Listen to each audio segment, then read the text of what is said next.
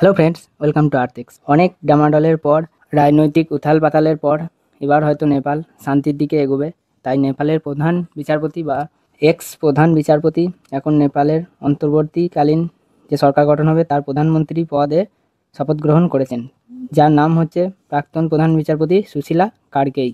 তিনি ভারতেরই বেনারস হিন্দু বিশ্ববিদ্যালয়ের প্রাক্তনী, মানে সেখানে পড়াশোনা করেছেন এবং তার বর্তমান বয়স 72 বছর। প্রথমে এই জেনজিদের প্রথম পছন্দ ছিল কাঠমান্ডুর মেয়র বলেন্দর শাহ, কিন্তু আর একদল ছাত্র চেয়েছিল যে প্রাক্তন প্রধান বিচারপতি সুশীলা কার্কেই, যিনি সবসময়ই সততার প্রতীক হিসাবে নেপালের জনতার মনে দাগ কেটেছিলেন, তাকেই নিয়ে আসা হোক অন্তর্বর্তী প্রধানমন্ত্রী হিসাবে। এছাড়াও আর একটি নাম উঠে এসেছিল ইলেকট্রিক্যাল ইঞ্জিনিয়ার কুলমান ঘিসিংয়ের। তাই একটু অনিশ্চয়তা তৈরি হয়েছিল যে তিনজনের মধ্যে কে হবে প্রধানমন্ত্রী।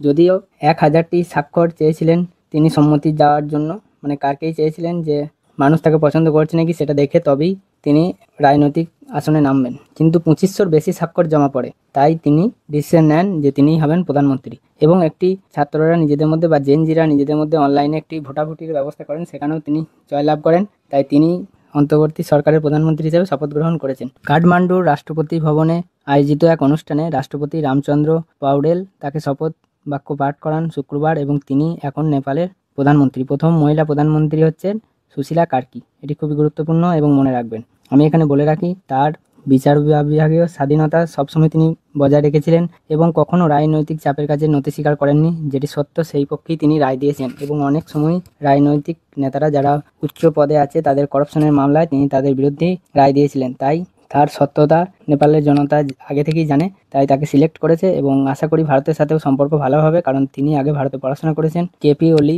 ভারতের সাথে সম্পর্ক অনেকটা খারাপ করে দিয়ে গেছেন, সেই সম্পর্ক হয়তো অনেকটা রিপেয়ার হবে, এটাই আশা করা যায়। তার প্রধান দায়িত্ব হিসাবে তিনি বলেছেন যে নেপালের যে আইন শৃঙ্খলা সেটি আবার ফিরিয়ে আনা, পরবর্তীকালে নির্বাচন করানো, মানে পরবর্তীতে যখন আইন শৃঙ্খলা ঠিকঠাক হয়ে যাবে, এখনই হচ্ছে না নির্বাচন, পরে নির্বাচন হবে, এবং এছাড়াও নেপালের উন্নয়ন নিশ্চিত করা,